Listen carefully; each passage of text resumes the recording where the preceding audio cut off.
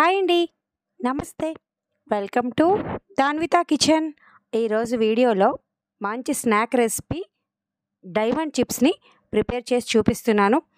చాలా టేస్టీగా క్రంచీగా ఉంటాయి. బెస్ట్ టీ టైమ్ స్నాక్ అండి. చాలా బాగుంటాయి. ఒక మిక్సింగ్ బౌల్ తీసుకొని అందులో ఒక కప్పు మైదా పిండిని వేసుకోవాలి.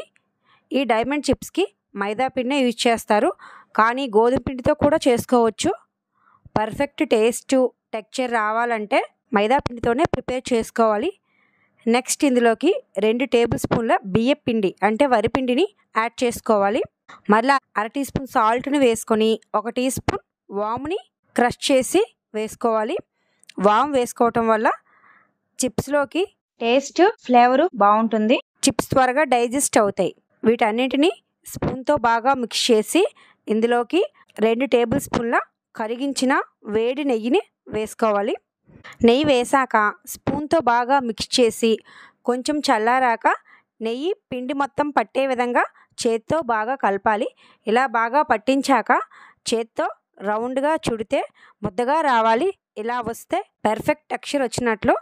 ఇలా రాకుండా పొడి పొడిగా ఉంటే మరో టీ స్పూన్ నెయ్యిని వేసుకొని కలపండి.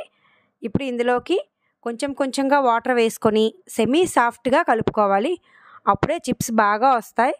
మొత్తం వాటర్ ఒకేసారి కాకుండా కొద్ది కొద్దిగా వాటర్ వేసుకొని కలుపుకోవాలి. నెక్స్ట్ పిండి కలిపాక మూత పెట్టి 10 నుంచి 15 నిమిషాలు రెస్ట్ ఇవ్వాలి. 15 నిమిషాలు అయ్యాక పిండిని మరలా చేత్తో ఒకసారి కలిపి పిండిని 2 పార్ట్స్గా డివైడ్ చేసుకోవాలి. ఒక పిండి ముద్దను తీసుకొని మిగతా పిండిని మూత పెట్టి కవర్ చేసి తడి ఆరిపోకుండా మూత పెట్టి ఉంచాలి.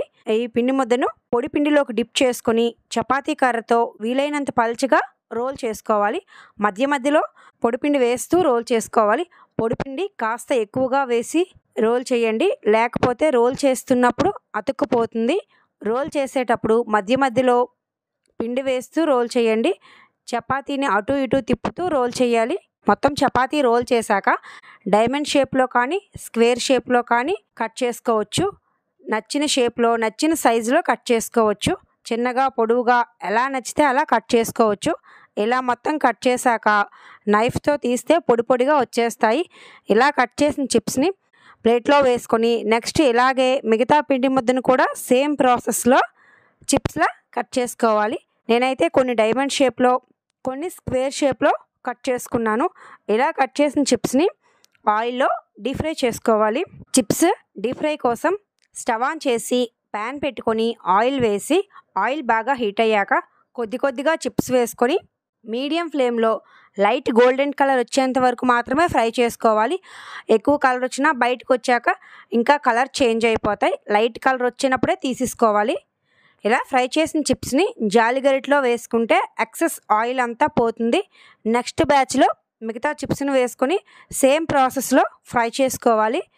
ఇలా చిప్స్ అన్నింటినీ ఫ్రై చేసుకున్నాక చిప్స్ కంప్లీట్గా చల్లారాక 8 డబ్బాలో పెడితే 1 మంత్ ఫ్రెష్గా ఉంటాయి. చాలా క్రంచీగా ఉంటాయి. ఎన్ని తిన్నా తినాలనిపిస్తుంది. అంత టేస్టీగా ఉంటాయి. మంచి టీ టైమ్ స్నాక్ రెసిపీ అండి. మీకు నచ్చుతుంది. ఒకసారి ఈ విధంగా డైమండ్ చిప్స్ని ట్రై చేయండి. మీకు ఎలా వచ్చిందో నాకు కామెంట్ చేయండి.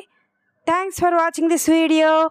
ప్లీజ్ లైక్ చేయండి, షేర్ చేయండి, subscribe my channel Danvitha kitchen తెలుగింటి రుచులు.